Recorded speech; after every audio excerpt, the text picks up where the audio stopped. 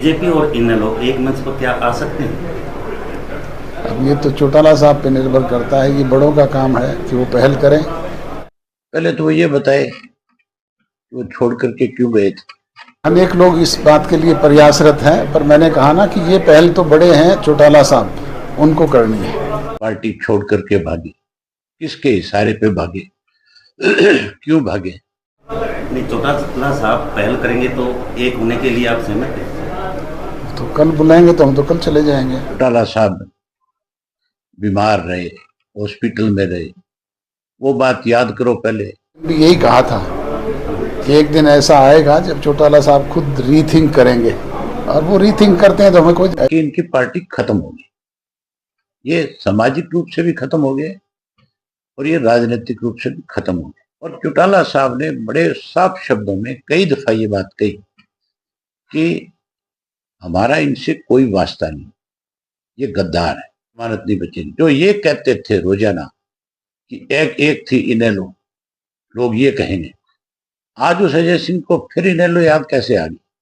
ऐसे लोगों के लिए इंडियन नेशनल लोकदल पार्टी में कोई जगह नहीं है। चौटाला साहब के पास भी इन लोगों की कोई जगह नहीं है। ऐसे लोगों के लिए इंडियन नेशनल लोकदल पार्टी में कोई जगह नहीं है। चौटाला साहब के पास भी इन लोगों की कोई जगह नहीं है।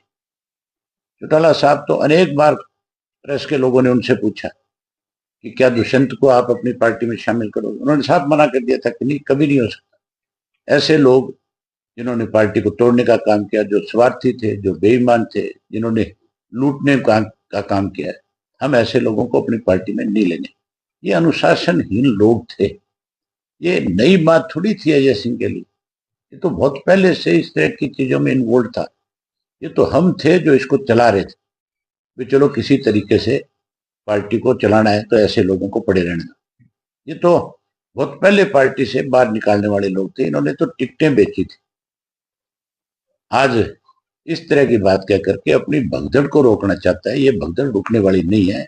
अब कहीं जाएंगे, लोगों के विरोध का सामना करना पड़ेगा। लोगों ने इनका सामाजिक बहिष्कार कर दिया, राजनीतिक तो हो ही गए खत्म, अब तो ये सामाजिक तौर पे भी खत्म है, कहीं जाकर के खड़े होने लायक नहीं। क्योंकि इन्होंने चौधरी देवीलाल को, जिस आदमी ने बहुत बड़ा नाम कमाया था, ये उस पर कलंक है। ये उसका फोटो लगाते हैं, इनको अधिकार नहीं है। अब इनको चौधरी देवीलाल का फोटो हटा देना चाहिए। पहले तो वो ये बताए कि वो छोड़ करके क्यों गए थे, क्या स्वार्थ था उनका, क्यों उन्होंने, हमारा और बसपा का आपस में गठजोड़ था और इस तरह के हालात प्रदेश में थे। हर इंडियन नेशनल लोकदल पार्टी के कार्यकर्ता के मन में ये बात थी कि अब की बार हम सत्ता में आएंगे, राज बनाएंगे।